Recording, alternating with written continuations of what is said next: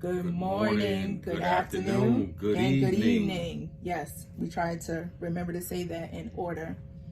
Welcome to another episode of Kingdom Roar Radio. It has literally been almost a year since we published the episode. We ought to be ashamed of ourselves. And over a year since we actually did an episode together, because I think the last episode I published, I did on my own. So. Right.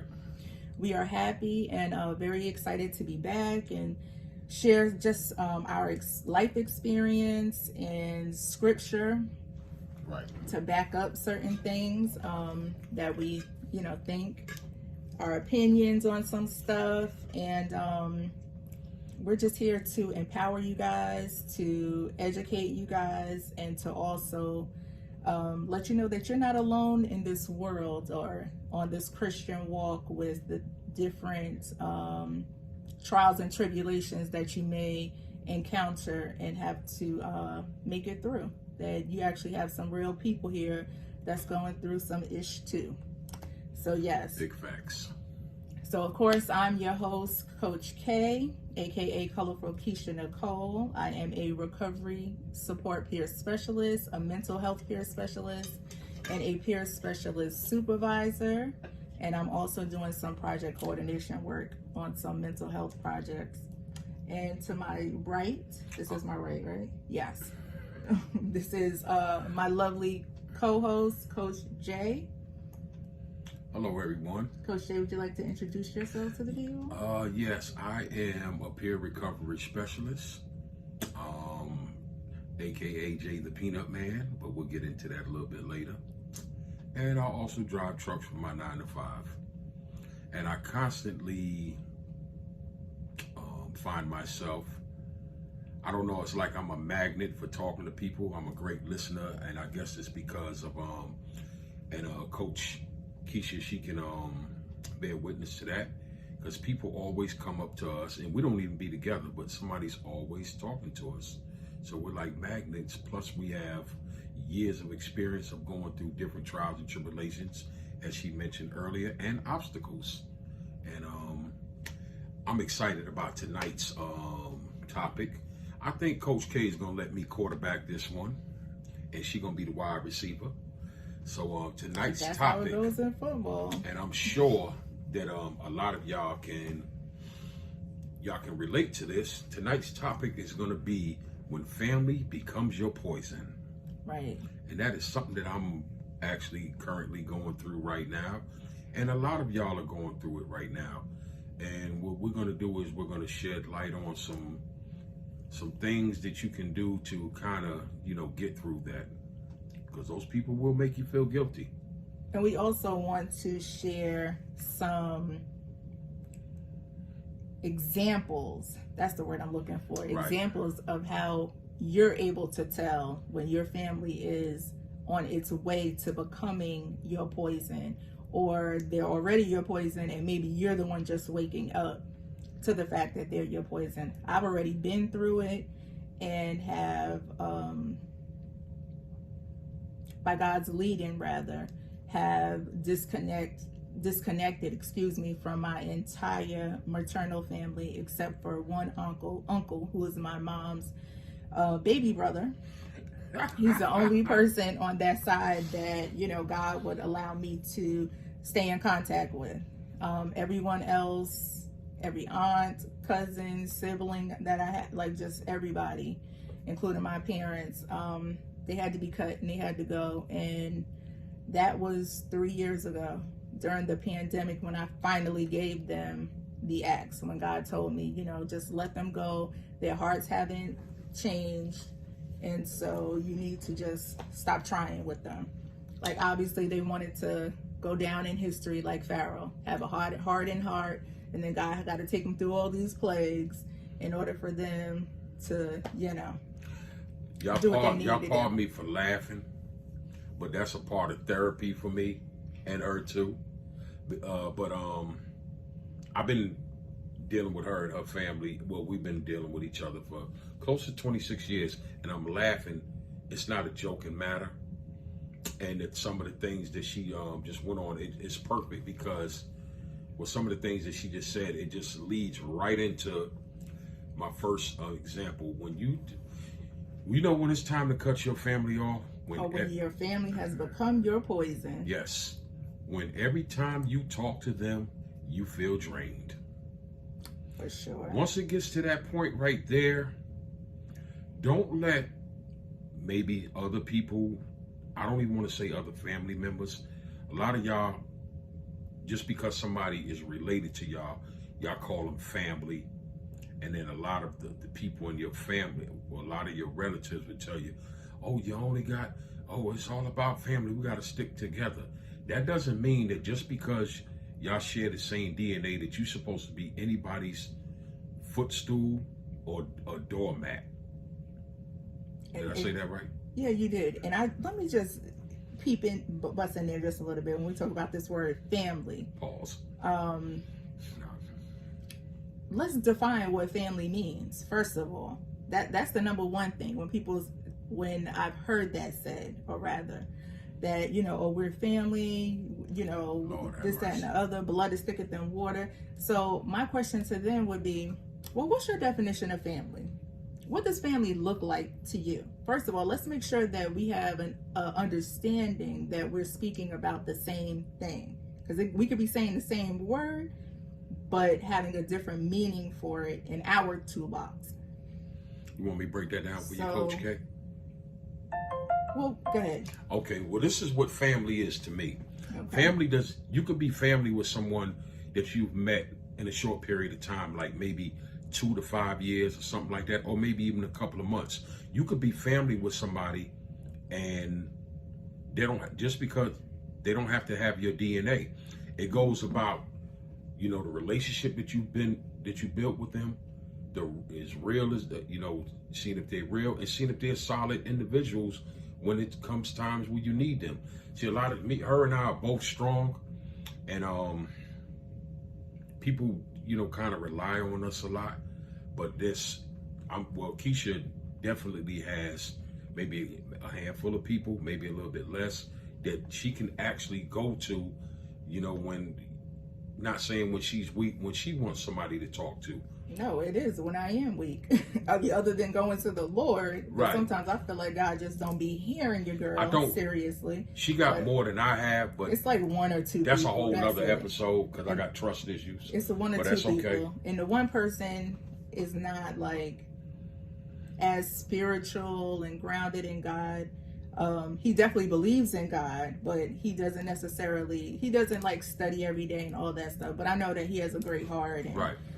All that kind of stuff. So, and we're talking about people outside of us too, what I'm saying? Because we always confide in each other. But like I've met people, I'm just saying for me, and I'm sure that some of y'all can, y'all can relate to this. You ever notice the people that you've known 25, 30, 40 years, the people closest to you hurt you, but then they want to sit up here and use this family thing?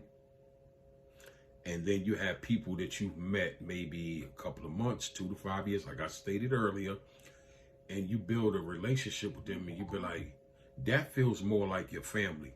So to me, my definition of family has to do with the love that people have for you, genuine love, people not trying to stab you in your back, and being able to lean on them in times when you need them. And I'm not talking about financially. Okay. So my definition of family, I'm going to expound on that just a little bit more. Definitely don't need to have the same DNA as I'm already living at. So it would be a two-way street of good communication. Not saying that we won't get into little spats and stuff, but that we know how to work it out amongst ourselves in a loving way, like mature adults. Say, hey, I'm sorry I said that. It made you feel that way. Whatever it is. This is perfect. This is leading another right up person, into my next one. The other person rather has respect for me. They have respect for my feelings and my thoughts. They know how to acknowledge and validate. That's the word I want to use. Acknowledge and validate my feelings and my thoughts. They are not saying or doing things to me continuously that I ask them not to do. You know, they respecting my boundaries. You know, they have great respect for my boundaries. We both love God and love the word and are doing our best every day to live a Christ-like life. Not perfection, because I've told you guys before, God's not looking for perfection, but he is looking for a really, really, really, really good try. Okay, so that's family for me. We don't have to see eye to eye on everything. God created us with different opinions, but we know how to respect and acknowledge each other's opinions in a conversation and just continue and keep laughing. They don't try to intentionally hurt me or harm me. They're not talking about me behind my back in negative ways. They know how to confront me or, you know, to challenge me in a good way to be a better person, a better Christian or a better wife, whatever it is. They're not rude and disrespectful, not cursing me out, not talking to me crazy, you know, all those type of things. They're giving me the same love and care that I would give to them. And yes, they would be there for me if I needed them. And I'm even speaking financially, because family is supposed to help each other in every kind of way when it's a real situation and they know that you're not the type of person to BS them or be lying or, you know, trying to scam them out of their money or something like that. So that's what my idea and my vision of family is, you know. You just set the bar very high for people, but there's people out there that can do that. I did. But I'm glad that you just touched on something, and it leads right up into my next point. When family becomes your poison, when they don't want to accept accountability. Yeah, and responsibility. They do not want to admit when they're wrong, or they apologize to you. Well, the people in my relatives, they don't apologize. They don't want to.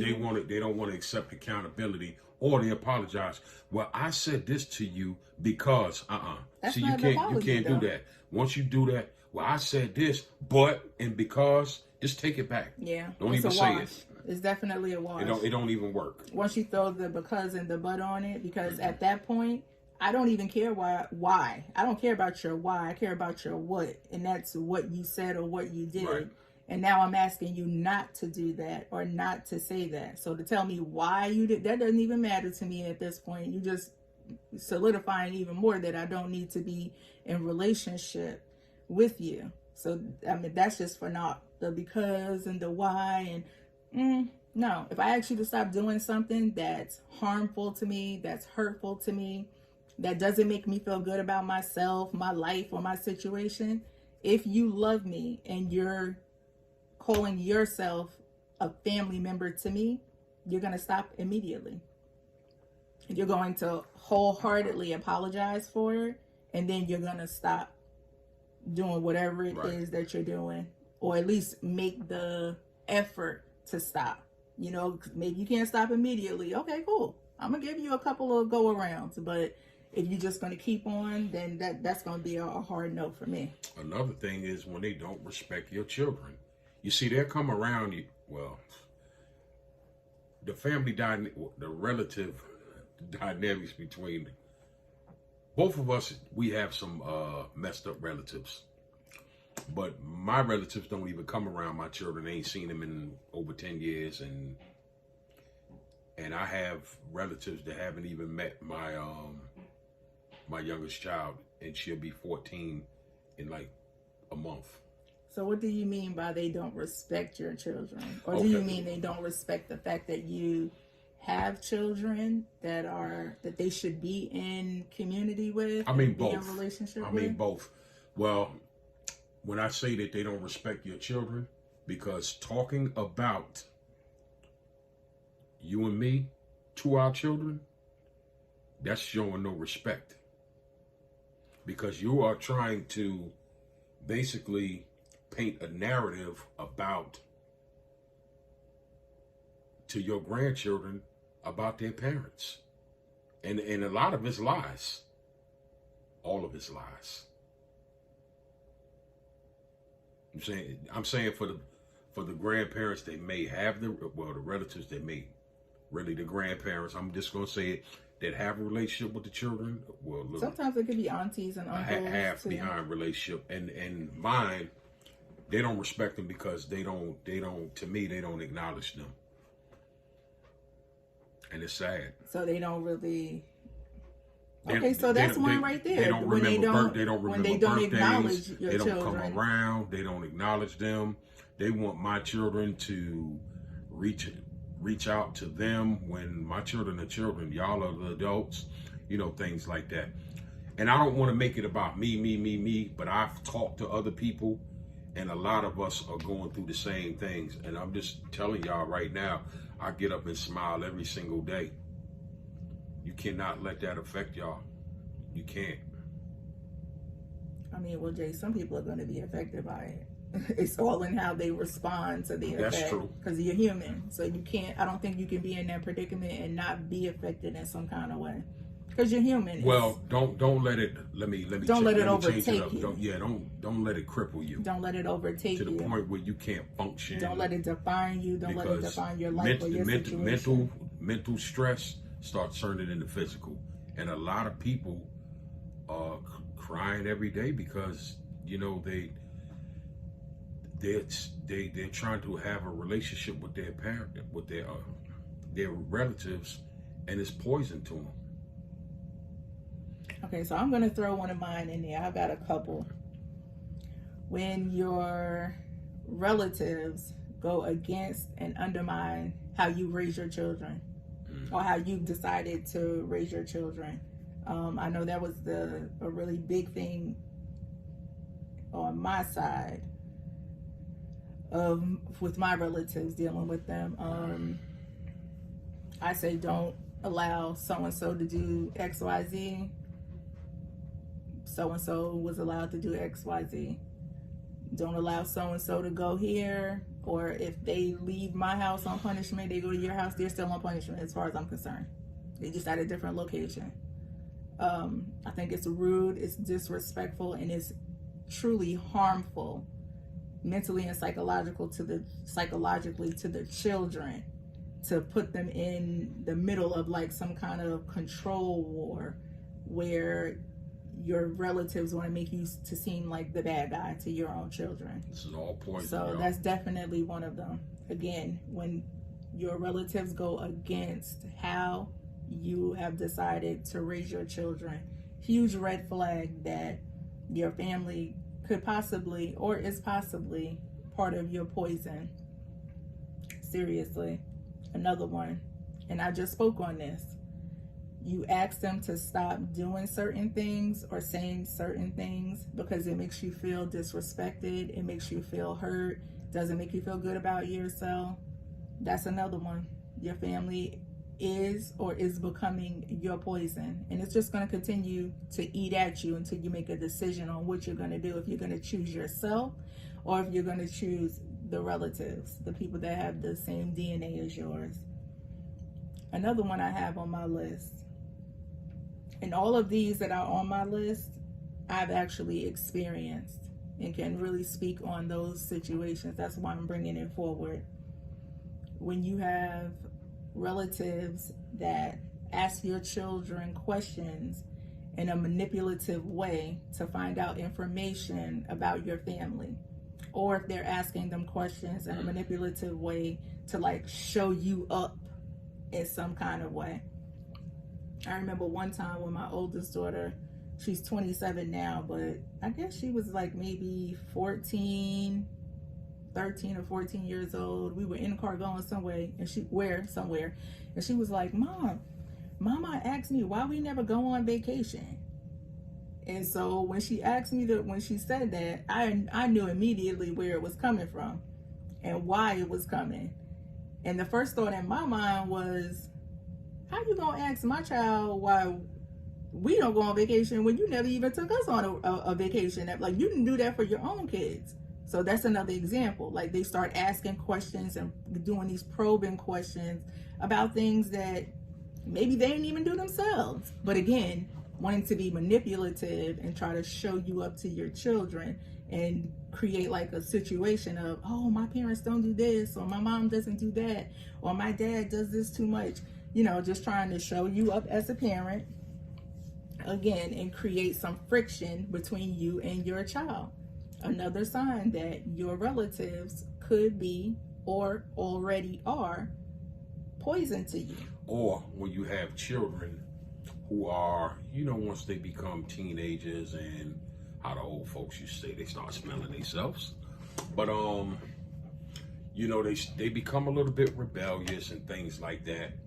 So what they do is somehow the relatives have built up this relationship with them where your children may call your relatives, and instead of the relatives telling the children, hey, you got to mind your parents, you got to listen to them, they only want what's best for you. When it's just common things that they want to do that we won't let them do, like, just stuff that children not supposed to do. And then the relatives tell them, oh, don't worry about it. You'll be 18 soon. You just get out of here. Don't worry about it. Mm-hmm. Yeah. And then, another one that I have is they make excuses for doing you wrong. They make excuses for that. That kind of and let me. I'm about to say, and I have one that I can tack on to that. And after they make excuses for doing you wrong, they don't apologize, but act as if nothing happened, and they keep on pressing on. Right, but see, I'm glad you said that, because Keisha and I are firm believers, and I might adopt this from her, because people and relatives in my household, they operate kind of how the relatives are in your household. Instead of, because we're all about forgiveness. Oh, you mean on my bloodline? Right. Okay. We're all about forgiveness, but there needs to be a conversation first. For what sure. they do on her side and on my side too, but I don't know which one is worse. They might be equal. I think my side is worse. Probably. They will sit up there. You may not talk for 3 months, 6 months, a year, 18 months. Then all of a sudden, ask you if you want to go on a vacation. Now, some of y'all are familiar with that. Some of y'all, that's okay for y'all. But that's not the way it's supposed to be. If somebody has done you wrong, there needs to be a conversation before we can go forward, or else we don't need to talk, period, ever again in life. That doesn't mean that we're holding a grudge. You are supposed to forgive, because that's for you, not for them. Because you don't want to harbor nothing in your heart. But that don't mean I got to mess with you ever again. Yeah, because guess what? You as well. That just leads back to our topic. Because then it'll be a poison. Then it becomes a cancer. And then it's just all messed up. And then another one I got is, they have the audacity to make excuses for the other relatives that are doing you wrong. Just say you have a mother that mistreats you, and then you have a father, I'm just saying for an example. They may be like, oh, your mother means well, or something like that. You know what I'm saying? Like, no, it's not supposed to be like that. That's just how she is. Or, when I grew up, in our era, siblings were supposed to stick together. Now, it's not like that. Like, one sibling may be getting treated better than the other. Oh, well, she don't mean nothing by that. That's mom. What? Well, hell, it's easy for you to say when you the one getting treated a little bit better than I am, sir, ma'am. But you got any elaboration on that?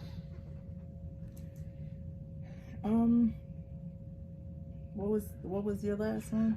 They make excuses for other relatives doing you wrong. Oh, not only do it be the siblings, but it could be, say you have a mother or father that's messed up, then your aunt or your uncle may make excuses for them. Meanwhile, they've been done wrong too. Sound familiar? For sure. Definitely sounds familiar. Been through all of these. I know you have. I don't know. I think your situation, you know what? I don't know whose situation is worse, and this is not a competition. My relatives just don't mess with us, period. We've been through this conversation. You saying that, but we've talked about this, and I've always said mine is worse because mine do it in a manipulative way. Because at least I don't have to deal with them. A lot of that is self-inflicted wounds, which I need to I'm getting there, y'all. I need to cut them off. I need to just cut them off. It's not like I try to have a relationship with them, but when they call me, I know that it's almost gonna make me sick to my stomach because the conversation has no substance. But you keep answering the phone. Right.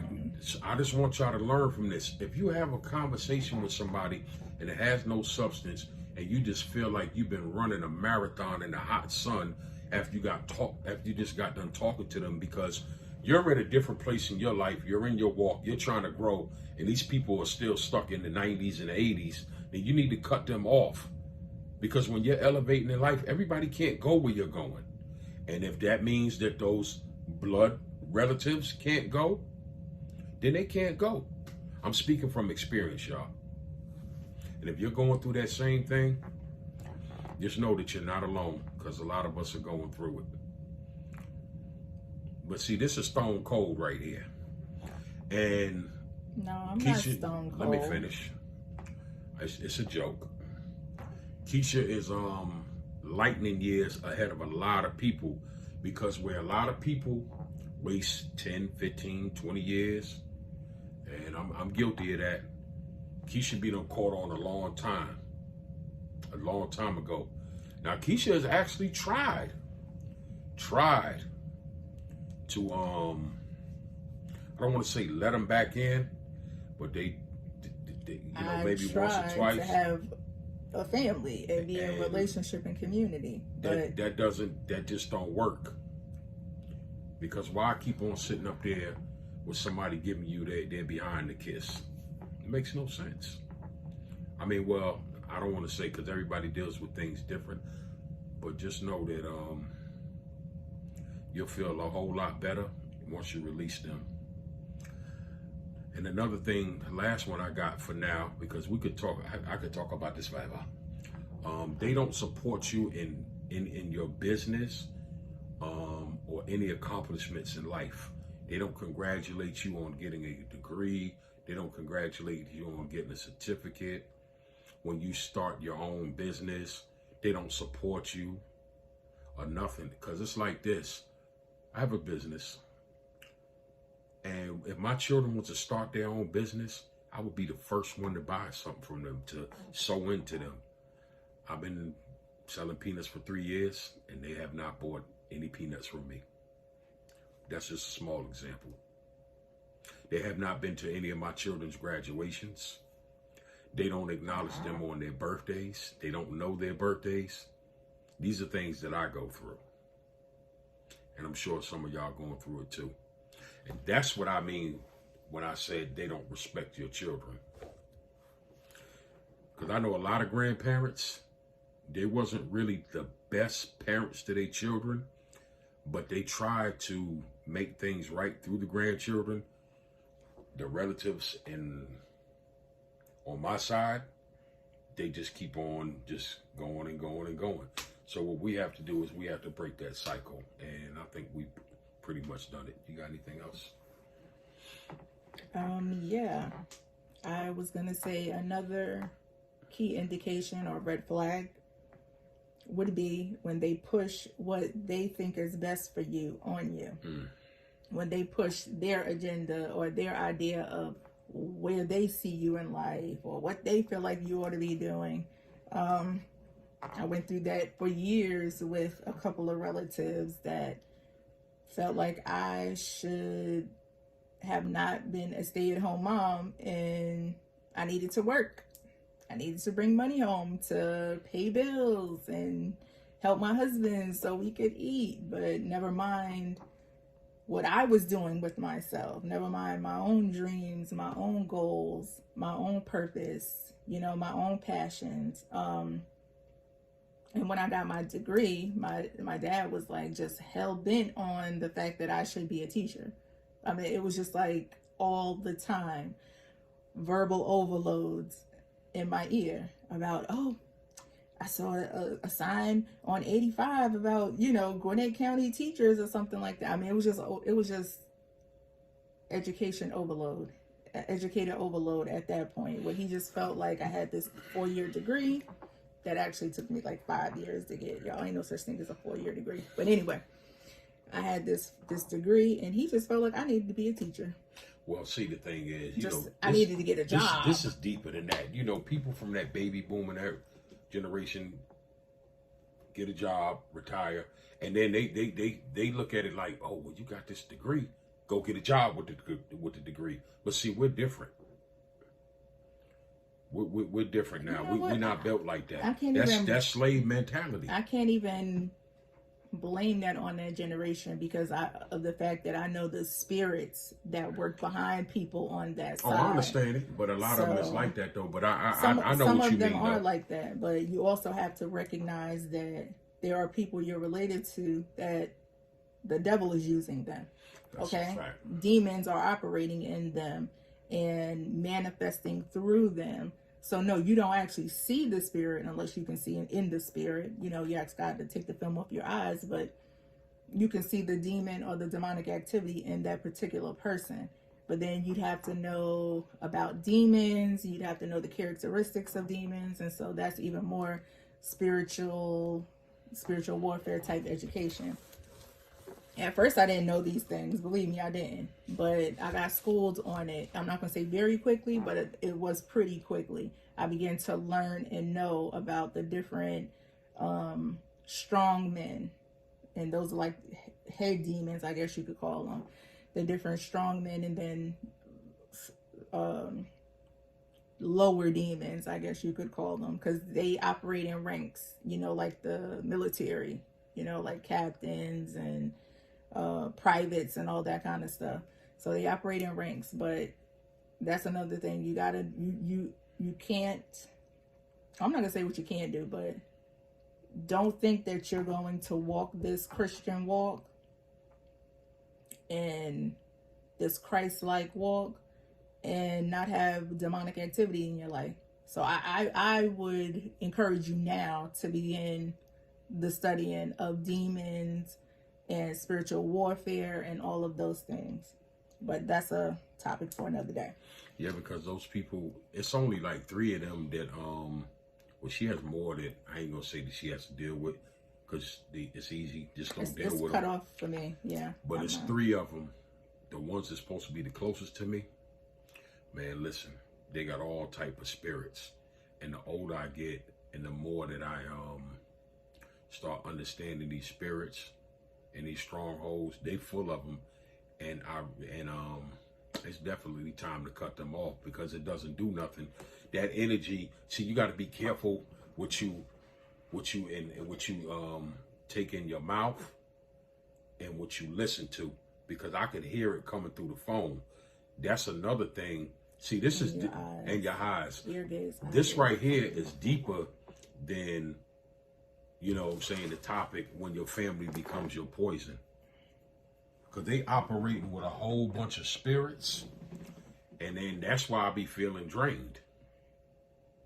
And I do want to kind of go back to something real quick that you said. When you said that I was ice cold, I just want to clarify on that. Not necessarily about the ice cold part, because I don't care about that. I was kidding, y'all. I know you were kidding. That's not even the part I'm talking about. I'm not light years necessarily ahead of anybody. I just know how to move when God tells me to move.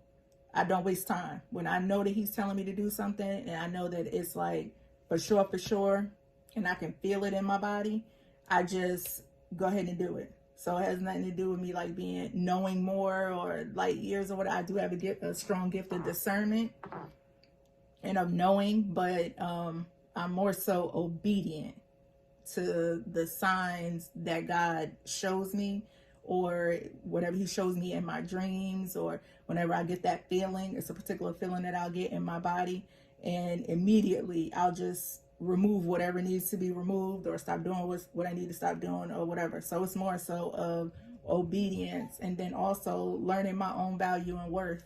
I'm not about to give my pearls to swine, and the Bible tells us that. So don't drop your pearls on swine. That's and every time you try to be in relationship or community with relatives that operate in a manner that is not beneficial to you or fruitful for you, you are giving your pearls to swine. Like you're casting away your goods, your valuables to the trash on the earth. So, and I just wasn't going to do that anymore. So when God told me, everybody got cut off that day. It's just that simple for me. I'm going to always choose me over everybody else first. Because what do they tell you on the plane? Put the mask on you first before you can help anybody else. So that's just on that part. That's funny you said something about being obedient, and I want to elaborate on that. I was just thinking about this time where a coworker on my job, she knows that she was supposed to deal with her son, almost 40-year-old son, a certain way. And she told me that she knows that she's being disobedient. And I told her, I said, you are extremely out of order. Because she knows better. And I'm just glad that she said that. And when God tells you to move, you need to move.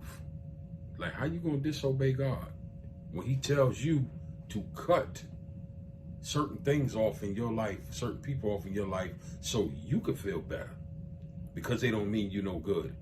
And you're gonna sit up here and let something, as far as just because somebody is a relative, or let other people tell you, oh, well, you only got one mother. Oh, you only got one father. You only got one brother. You only got one sister. Man, forget all that. You're not supposed to let anything that gets in the way of your peace, you cut that off. Or else you suffer the consequences. You got anything else there? I do. I have another one.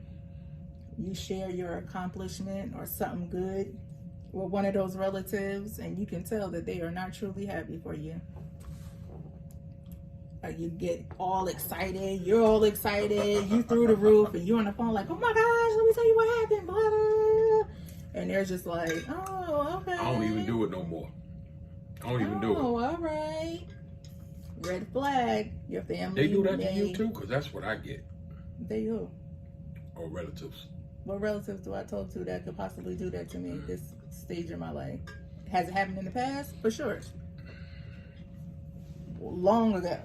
I've been stopped sharing stuff because, again, when I started to realize and started to come from under that film of, okay, this is not really how family is supposed to be. Because you carry multiple hats, and I've been around almost 26 years, and I've never seen anybody be genuinely happy for you. Mm-hmm. That's okay. I can be happy for myself. Another one. When you feel more negative or bad or draining feelings, then you feel good feelings when you talk to them. So let's piggyback off something I think you said there earlier. Like when you speak to them and you're just like, I know a few years ago, probably like 4 and 5 years ago,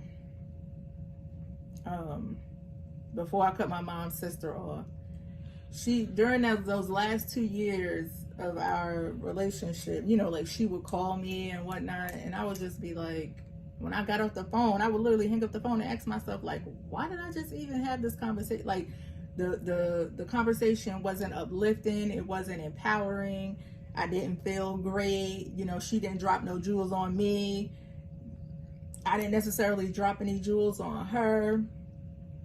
It just wasn't that two-way street of like, girl, go, or, girl, let me push you, or, just, she wasn't telling me anything of substance, anything that was meaningful, or anything that, could have helped me out at that time in my life. So, and a lot of those conversations that now that I think about it over the last 2 years was like that. And I was just like, why? Like, why do I? That's why I was glad when God told me in July of 2020 to cut her off, because it was like, oh my goodness, thank you, Lord. Give her the axe or whatever. But it would be like that with other relatives too. Even a few times that I talked to my mom, it was just like, what for? Like, all right, you haven't changed. This isn't going anywhere. You know what I'm saying? Like, it was useless. The entire conversation and connection was just, it was useless to say the least about it. Key indicator when relatives are or are becoming your poison. Listen, y'all, if if y'all have a great relationship with y'all relatives, I mean, I tip my hat off to you. But this is for the people who can identify with us, or those of y'all who may be unsure, like, damn, am I being treated like crap? Or am I not being treated like crap? And these are for the people that's being treated like crap. Like, I love to see people who get along with their relatives, who, like, say their spouses can go to their in-laws and they treat them like family, and, you know, whether it's the husband or the wife. That's not the case over here, and it's never been the case. And it's never going to be the case, and that's okay. Right. That's okay, because, you know, I know what I'm dealing with. I love to and see who that, I'm dealing though. with. I love to see it, too, for other don't families. never look at it like, wish I had that. No, because that's the way it's supposed to be. This right here, what we're talking about, and it's a lot of people going through that. Dysfunctionality is not supposed to be like that. But we've done sat up there and it seems like it's normal, like normalize it. What we're talking about, it's not supposed to be like that. It's not. And I'm not going to sit here and say that sometimes when I see other people's family getting together, having barbecues and family reunions and just, you know, summertime, whatever they doing, cards in the backyard and stuff, I'm not going to sit here and say that there have not been times where I was like, dang, I wish my family could do that. But or what I meant to say is there's no hate. Like, you know how you see somebody, I wish I had that. No, there ain't no hate. No, it's no envy or sometimes jealousy. I see or that, nothing. I'll be like, man, you know. But I say I wish I had cool. it, because I know that that's how God intended for family to be. Like, that was his second covenant type religion. Was not covenant, but that was his second institution of relationship that he created, was family. First was marriage between Adam and Eve, and second was family. Okay, so if he created family, there's no way he doesn't want us to be in community with our family. But again, sometimes your family members or relatives have been overtaken by demonic entities. That's just the truth of the matter. Y'all can say y'all don't want to believe in demons, or, you know, whatever. You can't be no real believer and not believe in demons. The Bible tells us in plenty of scripture about spirits and the spirit of infirmity and all that kind of stuff. This is perfect. This is lining right up. So chapter 2, I'm sorry, 2 Timothy chapter 2 verse 16, it says, stay away from foolish, useless talk, because that will lead people further away from God. That just lines up with what I was saying and what you just said. Like, why talk to them if they have a spirit on them and you're trying to get closer to God? That just makes no sense. You're going to be out of order. I don't want to be punished. Or I don't want to set myself back by trying to have a relationship with people who don't want to do the right thing, who are going an opposite direction to me. You got something to say? That was the other thing. When you start to realize, go ahead. That's what again, with this, these messages are for believers, okay? This is real talk for real believers. So if you're a non-believer, I mean, you can listen, that's fine or whatever, but these messages and stuff, these are for believers going through things and dealing with things. I forgot my thought. I thought I heard some knocking and I completely got thrown off. Sorry about that, y'all. I forgot my thought. Ooh, that's burning me up inside. Because it was another key example. Oh, yes, here it is. Boom. Another red flag for if someone may be becoming poisonous to you. When you start to realize or start to really see that you're changing your life and yourself for the better, and you really see y'all's lives and your life goals begin to kind of separate and veer off and go in separate directions, that's a really great indication that that person, they may not be poisonous for you, but they're definitely not good for where you're going and where you're trying to be. So that's another issue in my own, within my own DNA line, is that I am determined and headstrong to get that good and faithful servant, all is well, my good and faithful servant, from God, you know, at the end of this journey. Like, I'm determined to get him to say that. I don't think they are, just based on the lifestyles that they live, the talk that comes out of their mouth, and things of that nature. So I did begin to see a separation and an intersection being developed with just in our thought processes and our lifestyles. To me, you can't be a consumer of the word, and you can't consume the word and not be changed by it. Like, I just feel like that's impossible. Like, God's word will make you want to change, and it'll make you want to adapt to his ways. And when you're in community and relationship with people that are not consuming his word, they're not listening to praise and worship on a regular basis, they're not praying and talking to him and spending time with him on a regular basis, they're not listening to the word or spiritual stuff or whatever on YouTube, or, you know, whatever it is, when they're not doing those types of things that line up with a person who is like, I'm a real believer, and not just a Christian for Christian who sits on the Sunday pew every Sunday, it's not going to work. I'm telling you that right Christian now. For what? Christian for Christian who sits on the Sunday pew on every Sunday. It's not going to work. Like, because how can two walk together unless they agree? Like, that's in the Bible. How can two walk together unless they agree? So that's not going to work. If y'all are not equally yoked, that's pretty much having an equally yoked relationship. Because equally yoked, when the Bible talks about that, they're not just talking about a marriage or intimate relationship. Talking about any kind of relationship or connection you have to a person, period. It needs to be equally yoked. So if it's not, again, it's not going to work. You know, it's just not going to work, period. And at the end of the day, I think if you have a relationship with God and you're like learning him, learning his ways and things of that knowledge, you just know that you have to know, like, in your body and in your soul, that he didn't put you here to be abused, misused, mistreated, to be talked about, to be stabbed in the back, walked on, kicked around like a piece of dirt. I mean, for heaven's sakes, he said, if the birds in the air, if he takes care of them, he's concerned about them, then he also will take care of you, and he's concerned about you. So he's concerned about you more than he is about the birds. So there's no way that a God like that, who knows the number of every hair on your head, wants you to allow yourself to be just trampled on and downtrodden by someone who has the same DNA as yours, just because they're supposed to be your family, just because that's supposed to be your mom or your dad.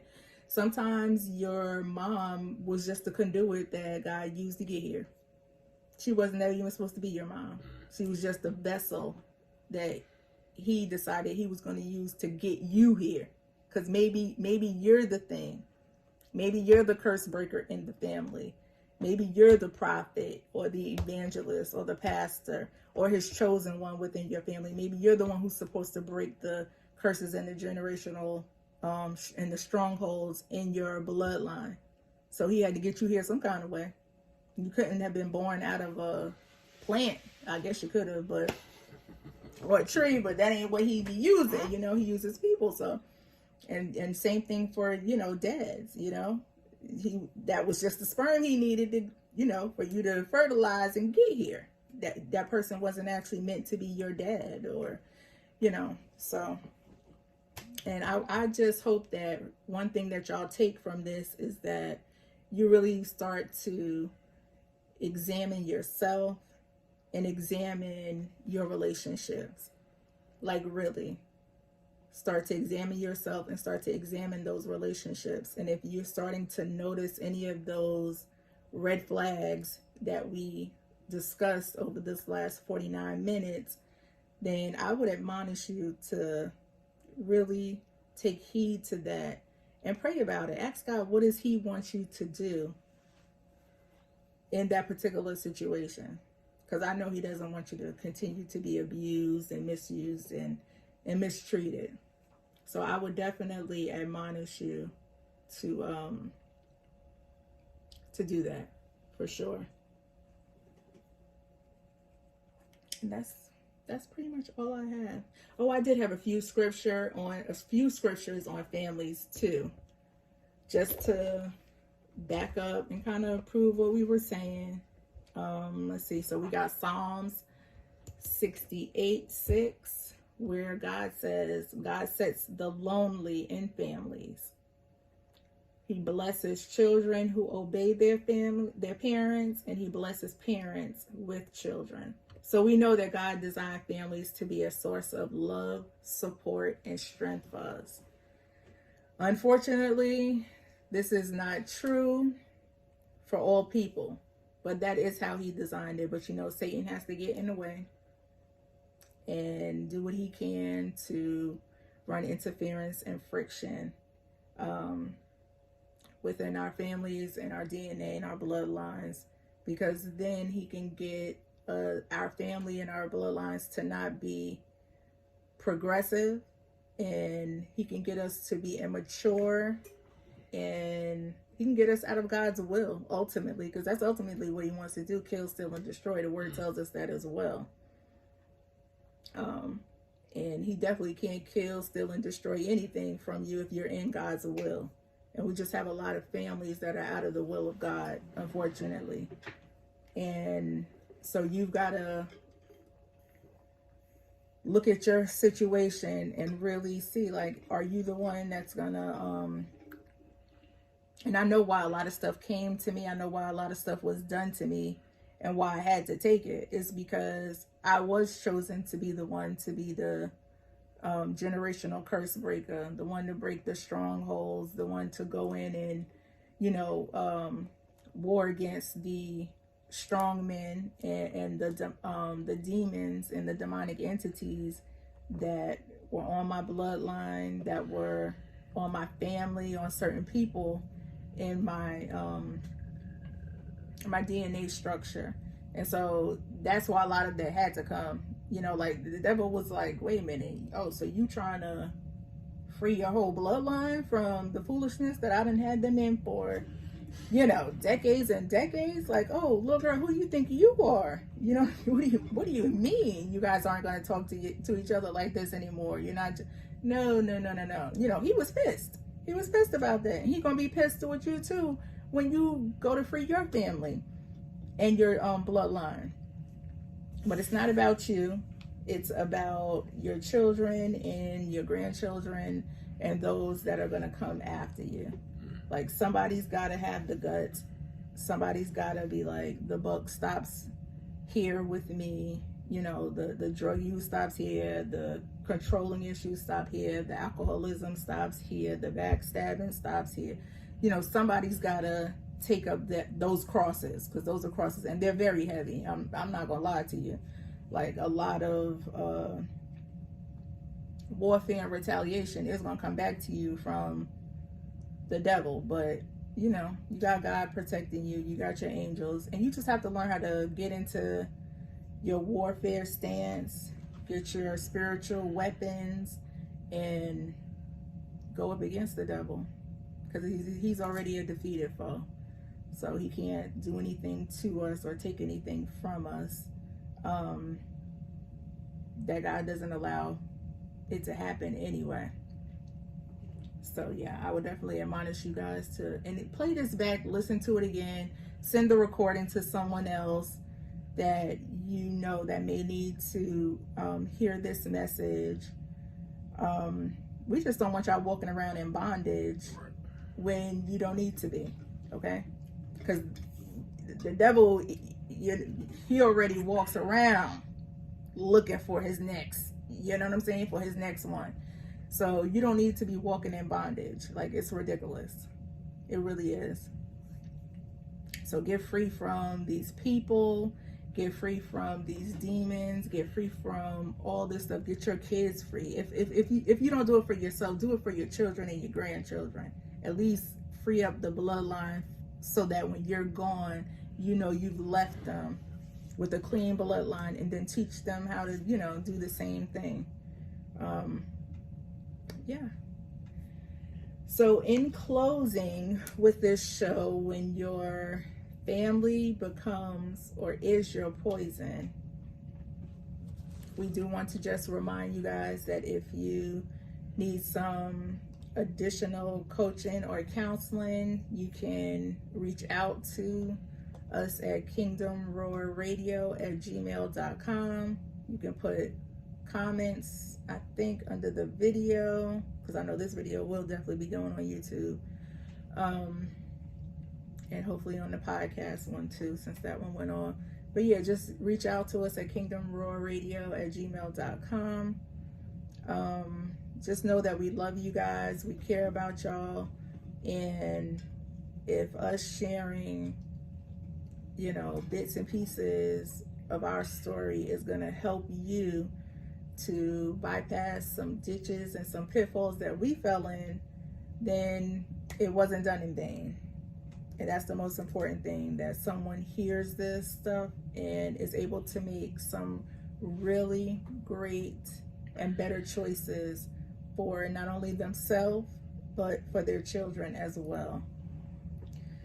So in closing out, we will say that we love you guys. We're here for you, and reach out to us if you need to. Just remember, you're not alone. You're not alone in this thing at all.